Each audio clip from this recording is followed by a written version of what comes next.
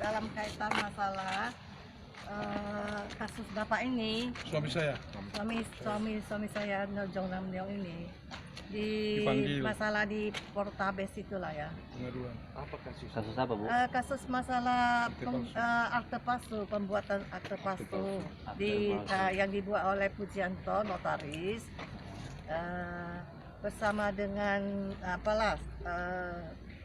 yang lainnya saudaranya lah. Notaris membuat akte palsu. Ya, notaris Pujianto. Akte itu akte apa? Akte kesepakatan bersama. Soal bersama, soal lain, jual tanah apa? Enggak, pokoknya itu dalam isinya itu tidak benar. Yang bersangkutan di atas nama itu tidak ada hadir, orang tua, terutama orang tua itu nggak ada di tempat. Berarti fitnah gitu, notaris itu fitnah. Bukan gitu. fitnah. Fiktif. Pembuatan palsu. Pembuatan dia tidak benar itu keterangan palsu, memakai nama orang ibu. Bukan dia menempatkan keterangan palsu dalam akte itu. Menerbitkan? Menerbitkan, iya menerbitkan. Ya, tapi kabarnya dia lagi DPO, betul? Benar, DPO. Jadi hasilnya bagaimana itu dari? Makanya ini kami kan sampai sekarang dibilangnya DPO, ya. Tapi proses kelanjutannya nggak ada gitu. Jadi intinya datang ke Propam ini, Bu? Kami mau sampaikan lah biar Propam ini bisa membantu untuk proses di Poltabes itu masalah. Melaporkan atau? Ya, melaporkan masalah DPO itu. DPO itu hasilnya bagaimana ya? Kelanjutannya gimana? Iya. Jangan keluar surat DPO aja. Oh, DPO-nya si notaris itu DPO. Gitu? Iya. Sama Lim Sio Leong. Keluar DPO tapi pelaksanaan nggak ada. Nggak ada. Sudah berapa lama itu? Medan. Iya. Penanganannya di Polres Medan. Ibu datang ke Propam ini untuk menggiring lah ya. Menggiring, memenuhi panggilan. Memenuhi panggilan. Ya. Supaya Propam ini bisa membantu untuk di Poltabes itulah. Tapi kan begini, ini kan Propam ini kan untuk internal kepolisian. Kenapa soal DPO? Apa karena penerbitan DPO gitu? Oke, boleh saya jawab? Ya, boleh. Jadi saya bagi dua pemeriksaan. Pertama, kronologis kasus sudah cukup jelas ditangani penyidikan di Pitsus Polrestabes Medan atas pengaduan nomor 877 tanggal 3 April 2020. Mei 2020 status dari penyelidikan ditingkatkan ke status penyidikan, dari penyelidikan ke penyidikan. Lalu berjalan proses tanggal 11 September 2020 sesuai ketentuan peraturan Kapolri dilakukan gelar perkara 2 kali. Di September 2020 menentukan 3 orang tersangka dari hasil gelar perkara. Tersangka pertama David Putra Negoro. Tersangka kedua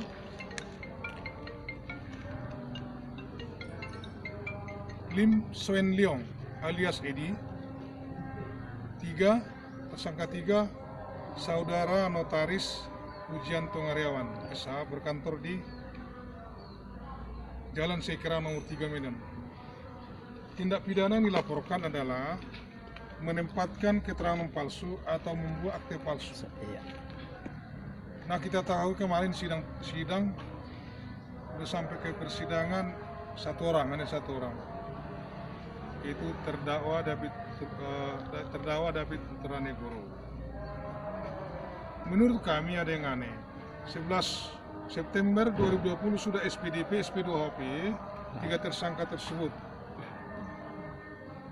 Nah, kedatangan mereka kita sudah mengadu ke Pak Kapolri. Ditemukan adanya keberpihakan atau boleh dikatakan tidak profesionalisme. Kenapa?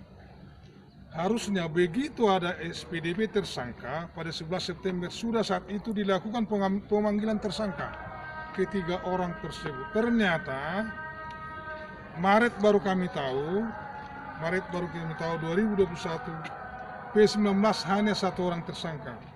Tersangka David Putra Negoro. orang itu. Iya.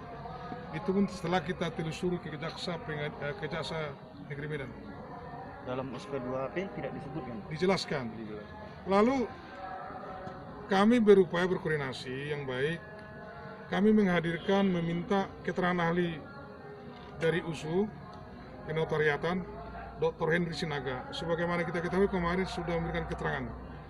Tapi sampai saat ini di dalam berkas keterangan ahli Profesor Edi Warman tidak dimasukkan dalam berkas. Dan baru setelah pengaduan direspon oleh Irwasum Mabes Polri tanggal 7, tanggal 8 September 2021 ini hadir ke Polrestabes Medan melakukan audit. Berdasarkan harapan kami, komplain dari kami. Setelah itu audit itu, setelah datangnya Riksus, pemeriksaan khusus dari Itwasum Mabes Polri, tanggal 7, tanggal 8 itu, maka setelah itulah September itu ada pemanggilan tersangka Notaris Pujianto Ngariawan dan tersangka Lim Soleong alias Edi. Karena dua kali panggilan tidak hadir sesuai aturan, diterbitkan DPO, daftar pencarian orang. Nah, kenapa orang ini datang, korban klien kami ini berdasarkan permintaan panggilan dari Walprov untuk memberikan keterangan di mana letak ketidakprofesionalan, diduga di mana keberpihakan dan lain-lain. Karena aneh, 11 September 2020 SPDP 3 tersangka, baru Oktober dilakukan pemanggilan tersangka. Itu silakan Pak wartawan yang menilai, mendeskripsi keanehan itu gimana. Ada apa? Kita konfirmasi dengan penyidiknya. Ya, kami juga nggak mau terlalu jauh, silakanlah dari Propam yang Bapak tanya atau Bapak Kabit Propam. Di mana ketidakprofesionalan, keberpihakan. Tapi sesuatu yang aneh. Tadi September 2020, baru Oktober 2021 dipanggil tersangka dan 3 kali gelar perkara. Pertama di Poltabes 2 kali, tapi ke Polda dipanggil lagi gelar perkara kami 18 November Rabu 2020 yang dipimpin oleh AKBP Didik Miharja. Ada apa? Siapa yang intervensi itu? Jadi kalau nanti gelar perkara lagi tahun depan, kapan lagi selesai kasus? Itu dicatat. Itu Sidik ya? Pak Didik itu Kabok Sidik. Kabok Sidik. Dia memimpin gelar perkara. Jadi menurut Bapak, Yang sudah SPDP kok digelar perkara lagi? Iya. Ini kami nyatakan ini mengabaikan aturan hukum. Zaman sekarang nggak ada boleh macam-macam, semua transparansi. Lalu digelar perkara lagi September di Poltabes sama Kejaksaan Negeri Medan. Yang sudah ditetapkan tersangka di 2020 September. Ini aneh-aneh. Jadi kapan lagi selesai kasus? Gelar perkara terus, gelar ke gelar, nggak selesai. Nah itu maka kita komplain ke Mabes Polri, khusus kepada Irwasum. Pak Irwasum diturunkan tim dari Itwasum, tim Riksus, pemeriksaan khusus. Saya kira itu yang perlu kami jelaskan. Harapannya Bang? Harapan kami, sekarang kan banyak IT atas DPO yang 2 orang itu. Kalau serius, tanda kutip kalau serius, DPO kan misalnya dapat dilacak di Surabaya atau di tim-tim. Seharusnya tinggal kirim DPO ke sana, telepon. Polisi sana yang jemput. Itu aturan, karena saya mantan penyidik. berdasarkan pengalaman. 32 tahun saya penyidik. Ya artinya Pak, nggak serius. Kami tidak menilai, silakan pers yang menilai. Saya tidak mau terlalu jauh, silakan menilai. Tapi dari kronologis begitu. Bapak hanya menjelaskan faktanya. Ya. Terima kasih. Alat bukti jelas, sudah disita minut akta nomor 821. Orang ini, akta itu 21 Juli, ini aneh. Bapak almarhum orang ini berada di rumah sakit Mount Elizabeth, Singapura. Apa faktanya surat perlintasan negara dari Dirjen Imigrasi? Ada orang ini punya paspor berada tanggal 21 Juli itu di Singapura, di rumah sakit Mount Elizabeth. Tapi dalam akte dibuat seolah-olah mereka ada. Menghadap notaris. Rekayasa.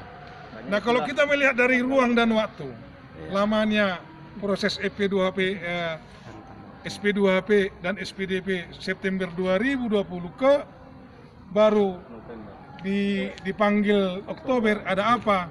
Silakan pers menilai. Kami sih bisa menilai, tapi kebebasan pers menilainya supaya profesional. Oke. Oke. Terima kasih ya. Kurang lebih mohon maaf. Dan nggak ada maksud kita untuk menjelekkan nama baik seseorang atau institusi, nggak ada. Hanya mereka ini minta pencari keadilan, nggak ada.